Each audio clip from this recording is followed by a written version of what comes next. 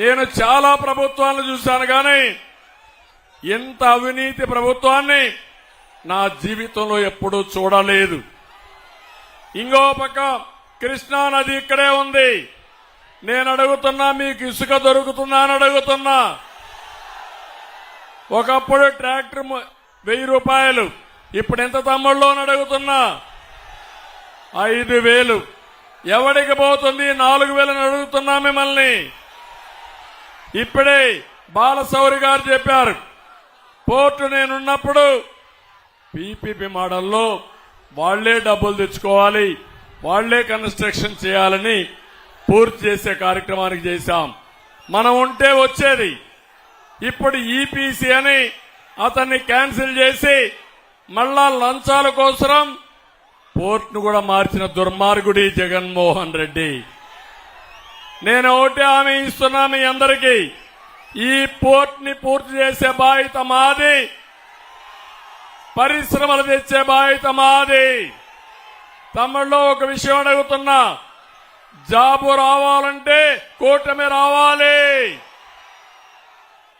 అవునా కాదా? గంజాయి రావాలంటే గంజాయి కావాలన్నా జాబు కావాలన్నా మీకు?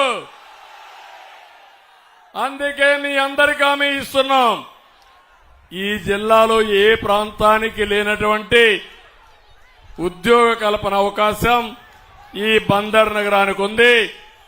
బందరికి మళ్లీ పూర్వ వైభవం వస్తుంది.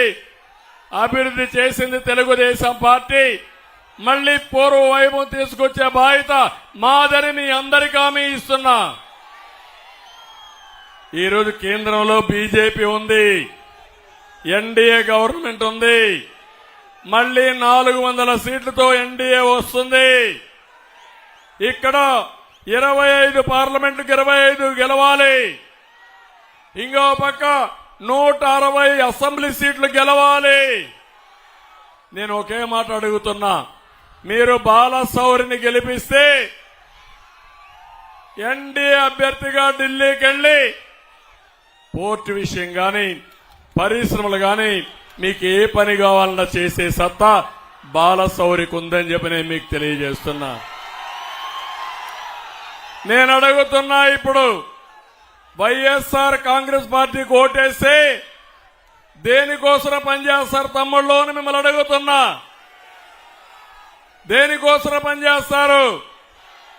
అవినాష్ రెడ్డిని అరెస్ట్ చేయకూడదని అడుగుతారు, అంతే కదా?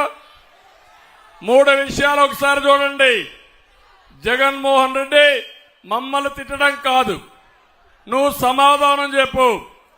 బాబాయ్ గొడ్డలి వేటు ఎవరేశారో సమాధానం చెప్పి తర్వాత ఓటు అడుగు.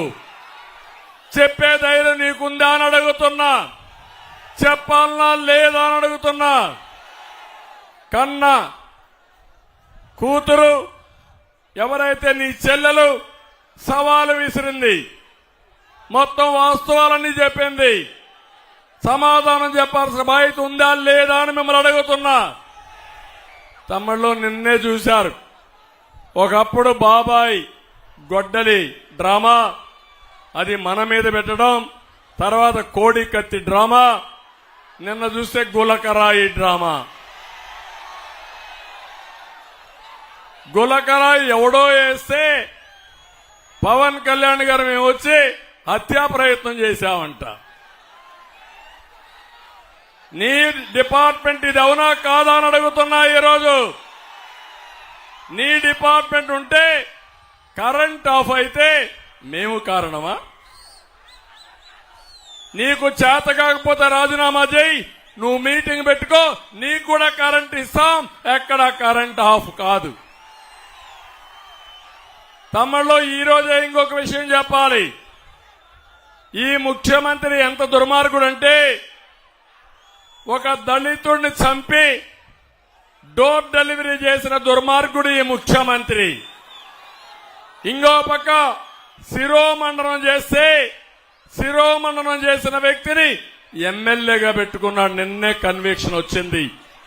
నేను అడుగుతున్నా జగన్మోహన్ రెడ్డిని, నా ఎస్సీలంటావు, నా బీసీలంటావు, నా ఎస్టీలంటావు, నా మైనారిటీ అంటావు. ఇప్పుడు సవాల్ విసురుతున్నా. ఒక ఎస్సీలకి 7-8 మందిని సామూహికంగా శిరోమండనం చేశారని ఈరోజు కోర్టులో కన్విక్షన్ ఇచ్చారు, జైల్లో పెట్టమన్నారు.